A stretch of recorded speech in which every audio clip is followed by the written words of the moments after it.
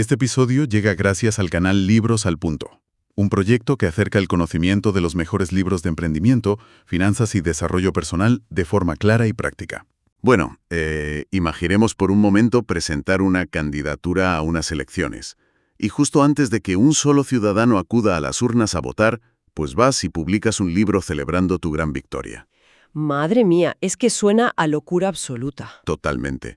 Pero, lo fuerte es que ocurrió realmente. Y lo más fascinante de todo esto es que esa decisión destruyó por completo al candidato.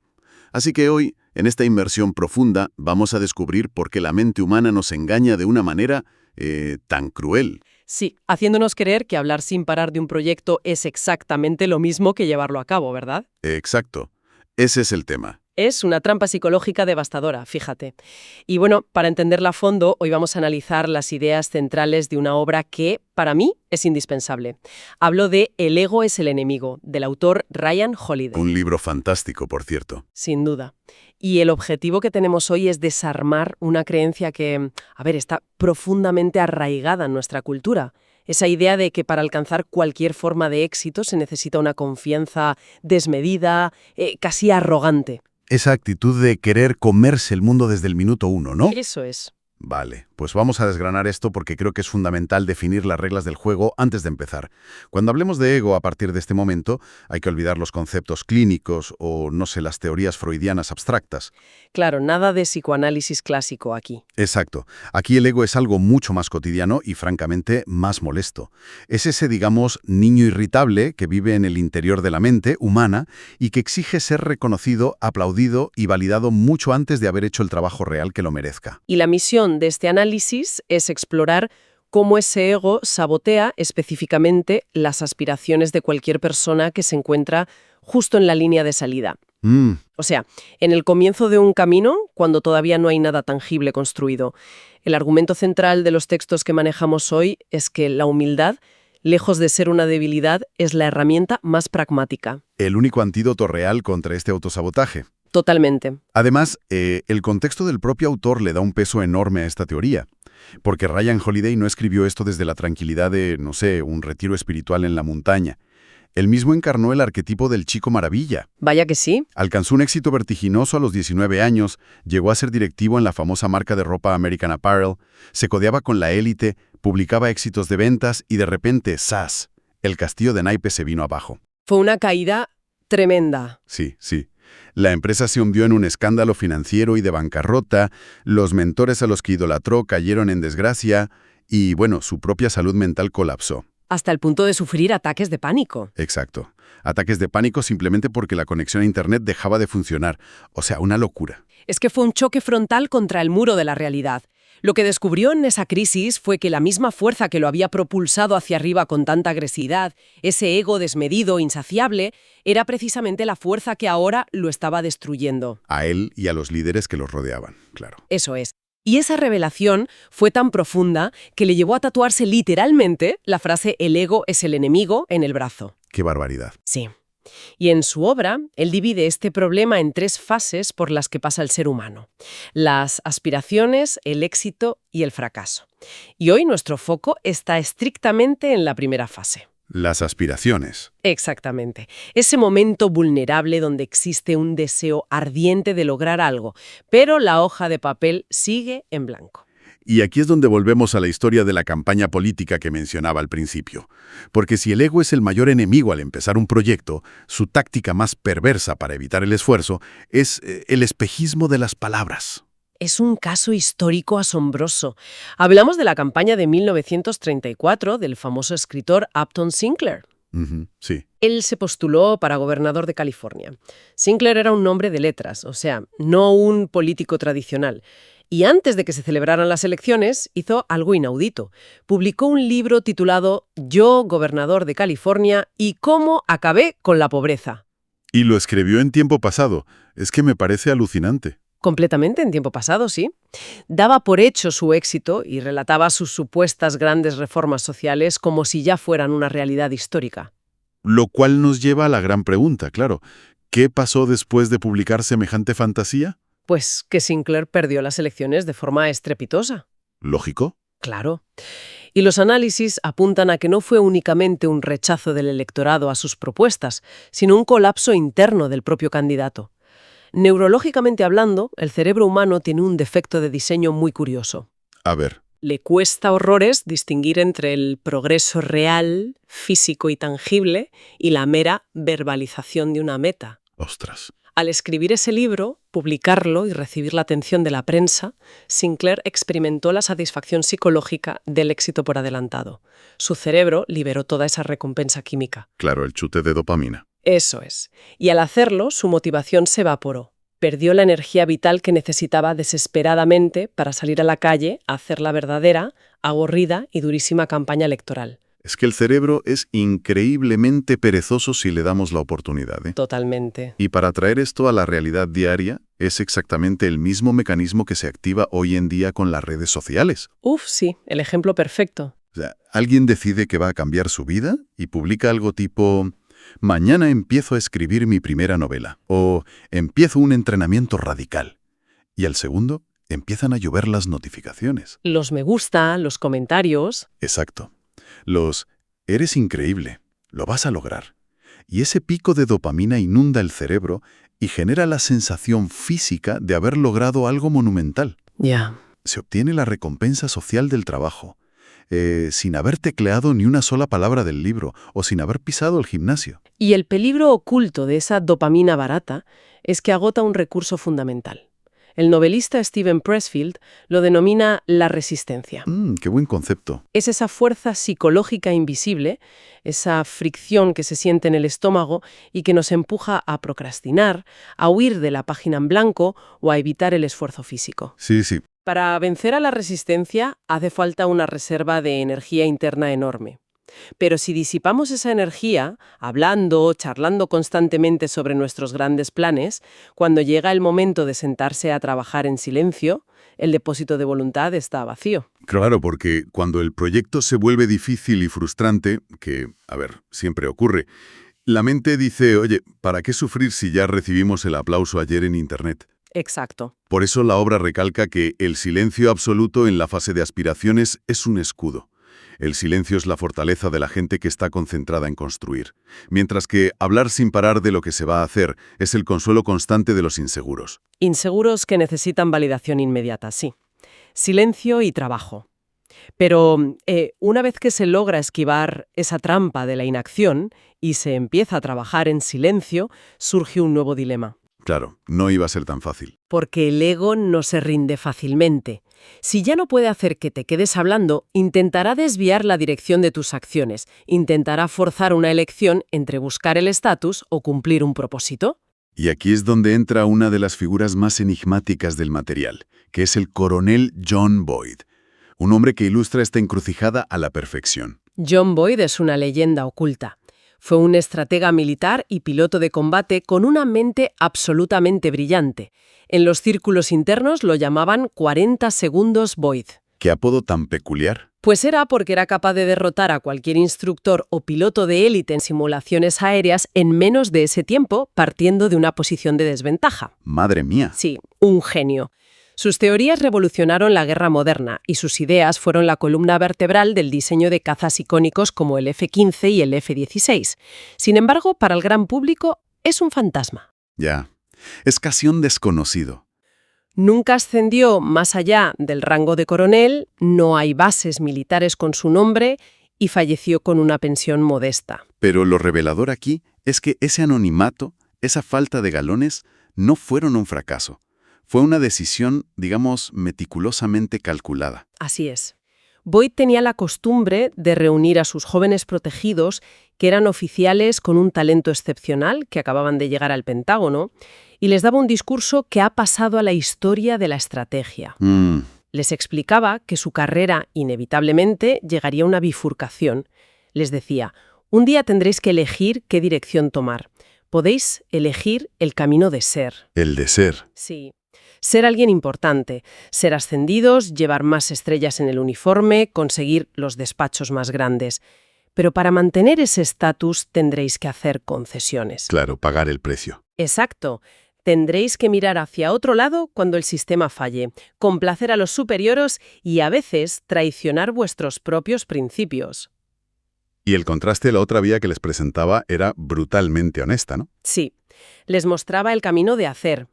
Podéis tomar esta otra dirección, continuaba Boyd, y hacer algo real, hacer un trabajo que transforme el país, mantener la integridad intacta. O sea, aportar valor de verdad. Eso es. Pero si elegís hacer las cosas bien y decir la verdad, el sistema os castigará. Es probable que nunca os asciendan y que os ganéis enemigos poderosos. Tendréis que decidir ser alguien o hacer algo. Y aquí es donde la cosa se pone realmente interesante. Y a ver, donde creo que hay que rascar un poco más. A ver. Porque seamos sinceros, el instinto natural al escuchar esto es pensar, oye, ¿acaso no se pueden tener ambas cosas? Claro, es lo lógico pensar eso. Es que la sociedad nos enseña que la meritocracia funciona. Si uno es increíblemente bueno haciendo su trabajo, el ascenso debería ser la consecuencia lógica y natural. Entonces, ¿por qué asumimos que desear un cargo alto, desear ser alguien, significa automáticamente que se está corrompiendo el trabajo? Pues esa es la gran paradoja de las estructuras humanas complejas. La respuesta está en la mecánica de las burocracias. ¿Vale? Las instituciones, ya sea el ejército, una corporación multinacional o un gobierno, a medida que crecen, cambian su objetivo. Pasan de querer innovar a querer sobrevivir y mantener el control. Ya veo. Boyd lo explicaba borrando palabras en una pizarra. Escribía deber, honor, país, que son los ideales que atraen a la gente a servir. Y luego las tachaba con fuerza y escribía encima orgullo, poder, codicia. Básicamente el instinto de conservación del propio sistema. Exactamente. ¿Cómo sobrevive un burócrata en ese sistema? Evitando el riesgo. Si para hacer algo innovador tienes que señalar que el avión que acaban de comprar por miles de millones tiene un defecto mortal, el sistema te verá como una amenaza. Claro. Elegir ser significa firmar el informe falso para que el general esté contento y te ascienda. Elegir hacer significa negarte a firmarlo, salvar las vidas de los pilotos futuros, pero estancar tu carrera para siempre. Qué duro. El propósito nos ancla a la realidad de la obra, pero el ego nos ciega con la necesidad de validación institucional. Entiendo.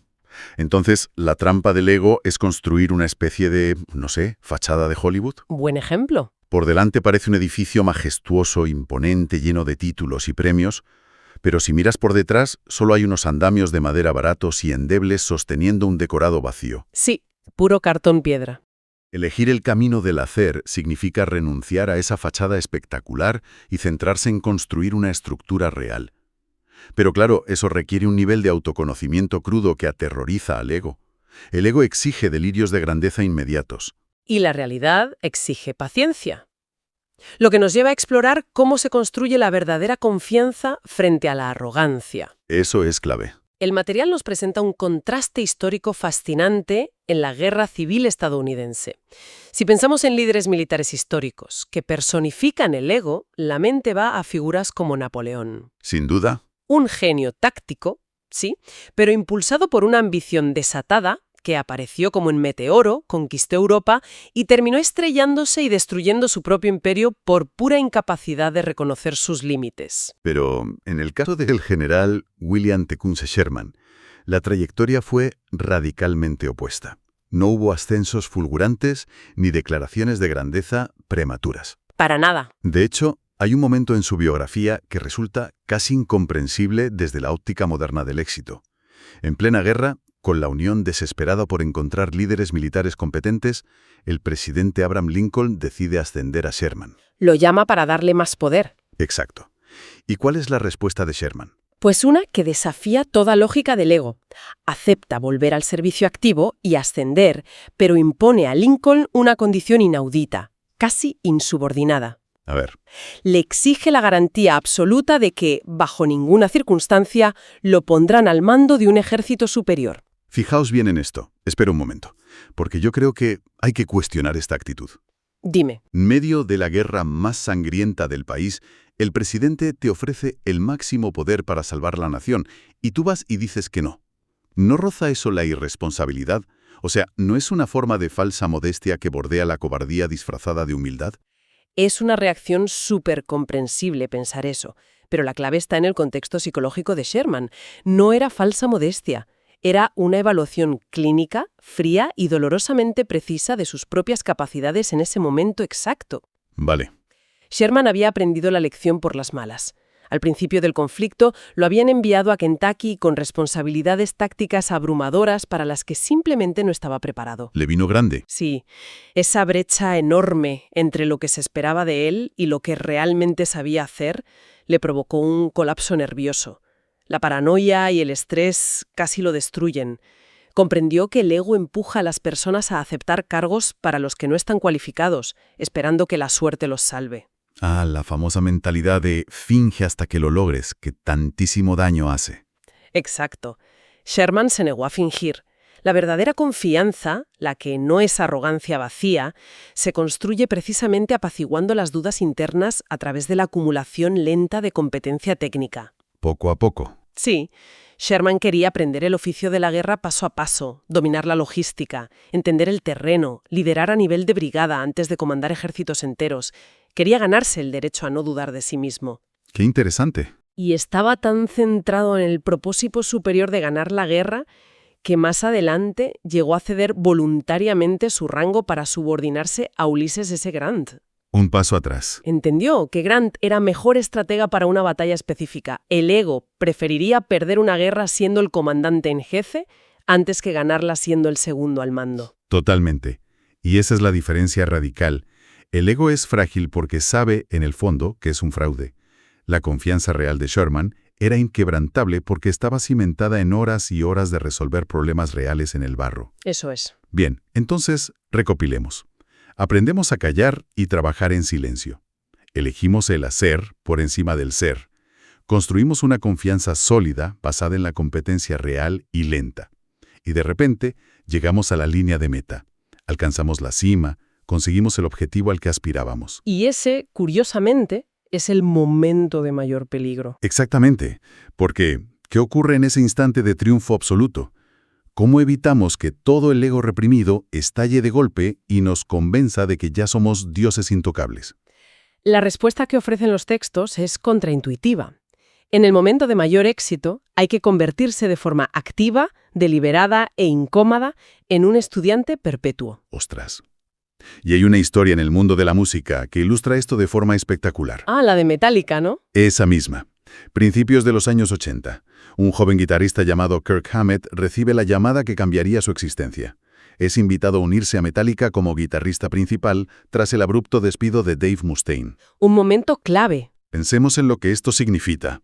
Es el billete dorado, la validación definitiva en una escena musical que estaba a punto de conquistar el planeta.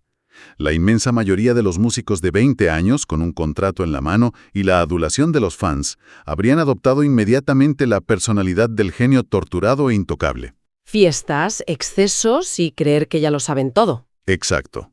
La convicción de que ya no hay nada que nadie les puede enseñar. Pero claro, la reacción de Hammett rompió el molde. Totalmente. A pesar de tener el trabajo asegurado y de ser, objetivamente, un músico talentoso, regresó a San Francisco y se puso a buscar un profesor de guitarra. Y eligió a Joe Satriani. Madre mía, a Joe Satriani nada menos. Sí, un músico conocido en el circuito local por ser un maestro implacable, técnico y extremadamente exigente. Esto plantea una interrogante fundamental sobre la naturaleza humana. ¿Por qué alguien que ya ha ganado la carrera y tiene el trofeo en la mano decide voluntariamente volver al pupitre de la escuela? Porque, supongo, entendía que ganar el puesto no significaba dominar el instrumento. Exacto. Y porque aplicó, de forma intuitiva, una filosofía central del estoicismo. Epícteto lo formuló hace milenios con una precisión quirúrgica. Y cito, «Es imposible aprender lo que uno piensa que ya sabe». ¡Qué gran frase! El conocimiento verdadero tiene un límite de entrada muy estricto, y ese límite es la soberbia. Satriani comentaba años después que lo que hacía excepcional a Hammett en sus clases no era un talento sobrenatural. ¿Ah, no? No. Era su disposición a someterse a la ignorancia. Estaba dispuesto a soportar críticas durísimas, a repetir escalas aburridas durante horas y a tragar su orgullo juvenil para asimilar los fundamentos reales de la música. Es que es dolorosísimo para el ser humano someterse al escrutinio voluntario cuando ya tiene estatus. Volver a ser el novato en la sala requiere una fortaleza mental tremenda. Ya te digo. Y para sistematizar este antídoto contra la complacencia, el material menciona una estrategia muy pragmática, el sistema de un pionero de las artes marciales mixtas, Frank Shamrock. Ah, sí. Shamrock comprendió que los luchadores, cuando se convierten en campeones, suelen perder el hambre y la perspectiva. ¿Se relajan? Exacto. Así que diseñó un modelo de entrenamiento obligatorio que denominó más, menos, igual. A ver, explícanos eso. Él sostiene que cualquier profesional, para mantener el ego controlado y la mente afilada, necesita tener simultáneamente 3 figuras en su vida. Vale. Primero, alguien superior, un maestro o mentor que esté claramente por encima de tus habilidades. Su función es romper tu arrogancia, señalar tus puntos ciegos y recordarte constantemente todo lo que ignoras. Alguien que te ponga en tu sitio, vamos. Constantemente. Segundo, alguien inferior, un aprendiz a quien tengas la responsabilidad de enseñar. Curioso. Enseñar es el acto definitivo de consolidación del conocimiento.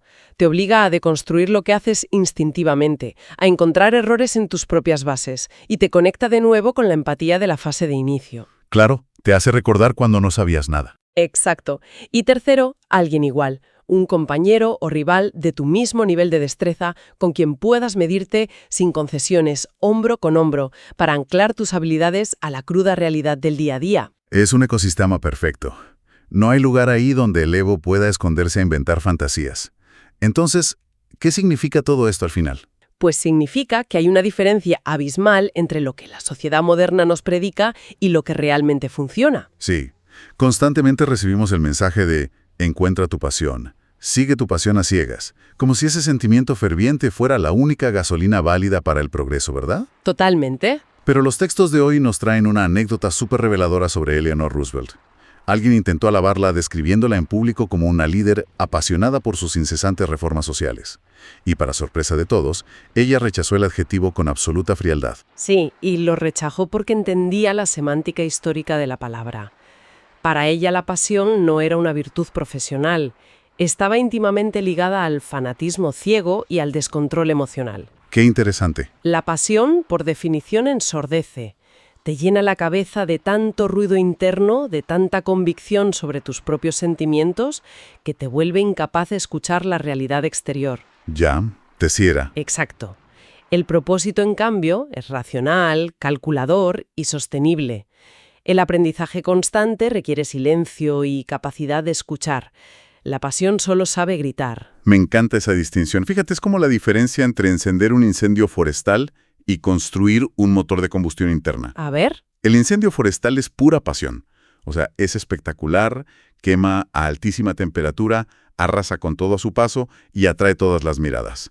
Pero se consume a sí mismo rápidamente y solo deja cenizas. Buena analogía. El motor de combustión, sin embargo, es el propósito.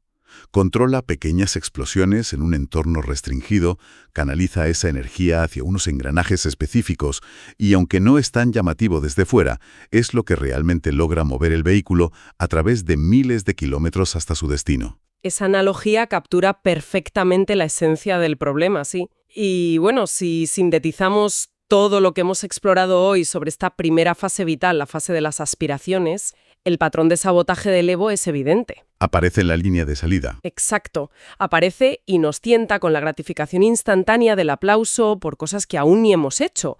Nos desvía del propósito real empujándonos a buscar títulos, estatus y validación burocrática. Y lo más letal de todo, nos convence de que somos expertos consumados en el momento exacto en que más necesitamos comportarnos como aprendices humildes. Y es fundamental comprender la relevancia universal de esto. Porque, a ver, no hace falta ser un general de guerra o una estrella de rock para sufrir estos embates. Que va, nos pasa a todos. La experiencia humana es una cadena interminable de nuevos comienzos. Iniciar un proyecto en la oficina, mudarse de país, intentar mejorar la salud, aprender un idioma desde cero. En esos momentos iniciales la vulnerabilidad es máxima. Así es. Silenciar la necesidad desesperada de validación externa, renunciar a esa fachada de Hollywood y centrarse exclusivamente en la construcción silenciosa de los cimientos es la única clave para un progreso que resista la prueba del tiempo. Implica cambiar radicalmente la pregunta que nos hacemos frente al espejo. Pasar de la ansiedad de ¿quién quiero ser en el futuro? A la responsabilidad pragmática de ¿Qué necesito hacer en este preciso instante para avanzar 1 milímetro más? Totalmente. Bueno, pues hemos analizado en profundidad cómo el ego se disfraza de pasión y de ilusiones, utilizando todo tipo de artimañas para sabotearnos cuando no tenemos nada y apenas estamos empezando a trabajar en nuestros cimientos. Ha sido un viaje muy revelador. Sin duda. Pero este análisis deja una inquietud inevitable flotando en el aire.